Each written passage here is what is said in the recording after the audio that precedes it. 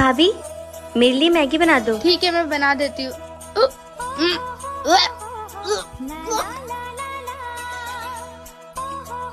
Mummy भाभी को उल्टी हो रही है। उल्टी हो रही है? मैंने टीवी में देखा है जब किसी औरत को उल्टी होती है तो उसका मतलब वो प्रेग्नेंट होती है। रे भगवान, आजकल बच्चे टीवी से पता नहीं क्या क्या सीखते हैं। ऐसे नहीं बोलते पागल, जा यहाँ से।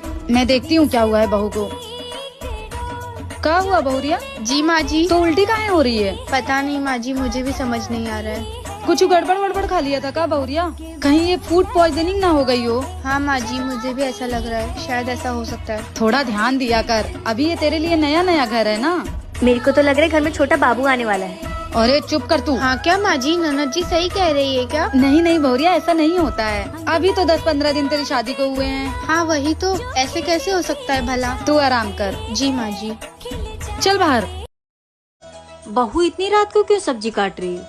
बहू रात का खाना तो बन गया है, ये किसके लिए खाना बना रही है तू? माँ जी ये बोल रहे थे मैं भिंडी की सब्जी नहीं खाऊंगा, इसलिए मैं इनके लिए गोभी की सब्जी बना रही हूँ। अच्छा तो अब बात यहाँ तक पहुँच गई है। वाह बेटा वाह, तूने ना सबको बिगाड़ के रखा है। मैंने क्या किया माँ जी? बहू जब तू इस घर में शादी करके नहीं आई थी ना, तो मैं करेले की सब्जी बनाऊँ, आलू की सब्जी बनाऊँ, कुरूरी की सब्जी बनाऊँ, सब चुपचाप खा लेते थे। कोई मुझसे कंप्लेन करने नहीं आता था। और तू इन सबकी फरमाइश पूरा करी है। तूने क्या यहाँ पे होटल खोल रखे हैं? नहीं माँ जी। तो क्या जरूरत है इन लोगों के लिए 56 भोग बनाने की? तेरी खुद की जिंदगी नहीं है क्या? है माँ जी। और बहू सुन, तू जाके आराम कर। और सुन, कल सुबह करेले की सब्जी बनाना, मैं भी देखती हूँ कौन नहीं खाता है, किसकी शिकायत आती है। ठीक है माँ जी। घर में बहू क्या आ गई, सबको 56 भोग चाहिए? अभी खिलाती हूँ सबको 56 भोग। डॉक्टर क्या हुआ है? आपका बच्चा तो ठीक है, लेकिन इस बेड न्यूज की वजह से आपको एक डिसीजन लेना पड़ेगा। कैसा डिसीजन? आपको दोनों में से एक को चूज करना पड़ेगा। आप अपने आप को बचाना चाहती हैं या अपने होने वाले बच्चे को? डॉक्टर एक काम करिए, आप मेरे बच्चे को बचाइए। नहीं बहू, तू कैसी बात कर रही है? डॉक्टर आप बच्चों को नहीं, आप मेरी बहू को बचाइए। नहीं माँ जी, मैं अपने बच्चे को नहीं खोना चाहती हूँ। भाभी आप चुप रहिए। डॉक्टर आप मेरी भाभी को बचाइए। दीदी आप ये कैसी बात कर रही हैं? मुझे मेरे बच्चे को नहीं खोना है। अगर भाभी सही सलामत रहेंगी तो बच्चा दोबारा आ सकता है, लेकिन भाभी एक बार चली गई तो भाभी कभी नहीं आ पाएंगी। इसलिए डॉक्टर आप भाभी को ही बचाइए।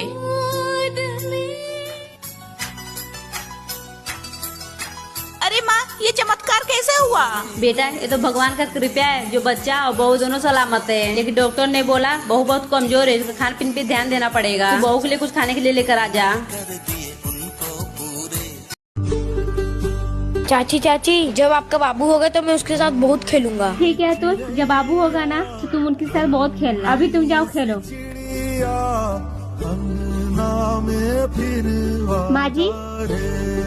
माँ जी अगर मुझे लड़की हो जाएगी तो कितना अच्छा होगा ना। दीदी का लड़का और मेरी लड़की, दोनों भाई बहन मिलके खूब खेलते हैं। खबरदार जो बहू जो इस घर में बेटे लाने की बात की, तो बड़ी बहू ने पहले बेटा पैदा किया था, तू भी बेटा ही पैदा करेगी। क्यों माँ जी, इस लड़की में बुराई क्या है?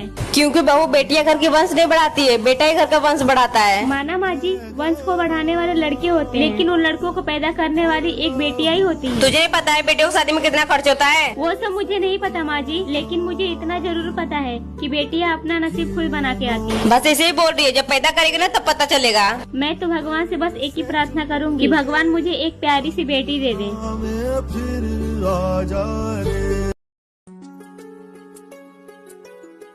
माँ जी। हाँ बोरिया। माँ जी मैं क्या कह रही थी, मेरा 9वां महीना चल रहा है, ऐसी हालत में मुझसे घर का काम नहीं हो रहा है, तो क्या आप नौकरानी लगवा देंगी? कोई जरूरत नहीं है नौकरानी बुलाने की। क्यों, तो दुनिया की पहली औरत है क्या जो माँ बनने वाली है? मैंने भी 2 बच्चे जन्मे हैं, वो भी घर का सारा काम अकेले करती थी। कोई जरूरत नहीं है नौकरानी रखने की, तू भी घर का सारा काम अकेले कर। ठीक है माँ जी। बहुरिया मैं तो मजाक कर रही थी, मुझे भी पता है प्रेगनेंसी का दर्द। मैंने ना पहले ही नौकरानी बुलवा ली है, तू बस आराम कर।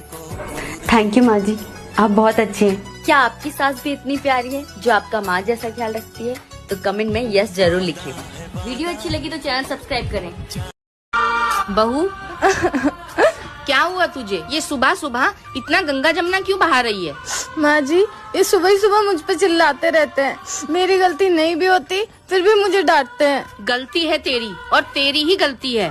पर माँ जी मेरी क्या गलती है? गलती तेरी ये है कि तू सामने से कुछ बोलती नहीं। तेरी माँ ने तुझे कुछ सिखाया नहीं है, बस पैदा किया, पढ़ाया लिखाया और बड़े करके शादी कर दी। बोलना चालना तो कुछ सिखाया नहीं है तुझे। पर माँ जी मैं इन्हें कैसे बोलूँगी? मुँह से बोलेगी और कैसे बोलेगी? और ऐसे ही रहा ना तो उसे बोलने की आदत पड़ जाएगी और तुझे सुनने की। तू पढ़ी लिखी है ना? हाँ जी माँ जी। क्या मतलब तेरा इतना पढ़ा लिखा होने का? आग लगा दे इन सारी डिग्रियों को। तेरे साथ गलत होने पे तू कुछ बोल ही नहीं सकती। माँ जी मैं नहीं सुनूंगी आज के बाद इनका गलत, मैं बोल दूंगी इनको। हाँ तो क्यों सुनना, तू कोई बेचारी थोड़ी है, तू तो मेरी बहादुर बहू है। हाँ जी माँ जी। बहुत बुरा लग रहा है सुन के। आजकल लोग तो अपनी इंसानियत तक भूल गए हैं। ठीक है, तुम अपना ध्यान रखना। भगवान जी, मैंने आपसे कभी कुछ नहीं मांगा है, आपने जितना दिया है उतना ही मेरे लिए काफी है। मैंने कभी कोई शिकायत नहीं करी है आपसे। मेरे मम्मी पापा के जाने के बाद कभी एहसास नहीं हुआ कि मैं अकेली हूँ। आप हमेशा मेरे साथ थे। पर मैं आज आपसे कुछ मांगना चाहती हूँ। मुझे बेटी गलती से भी मत देना, मुझे बेटा चाहिए। प्लीज भगवान जी, मेरी बस ये एक ही मन्नत पूरी कर देना। इसके बाद मैं कुछ नहीं मांगूंगी आपसे।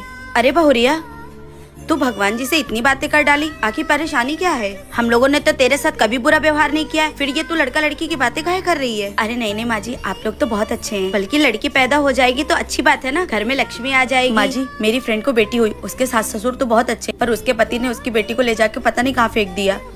माँ जी, मेरी फ्रेंड बहुत रो रही है, बस उसे ही देख के मैं भी बहुत परेशान हूँ। परेशान मत हो बहुरिया, सब ठीक हो जाएगा। सब लोग एक जैसे नहीं होते हैं। आप सही कह रही है माँ जी, और ऐसी हालत में तुझे ये सब सोचने की जरूरत नहीं है। जा जाके अपने कमरे। बहू का 9वां महीना लग गया है, डिलीवरी किसी भी टाइम हो सकती है। एक काम करती हूँ, बेटे से बोल के उसको उसके मायके भिजवा देती हूँ। सारा डिलीवरी का पैसा हमारा बच जाएगा। अरे बेटा इधर आना जरा। जी माँ जी। आ बैठ। बेटा बहू का 9वां महीना लग गया है, मैं तो कहती हूँ तू उसको उसके मायके छोड़ा, नहीं तो डिलीवरी का सारा खर्चा हमें को उठाना पड़ेगा। ठीक है माँ, जैसा आप कहो।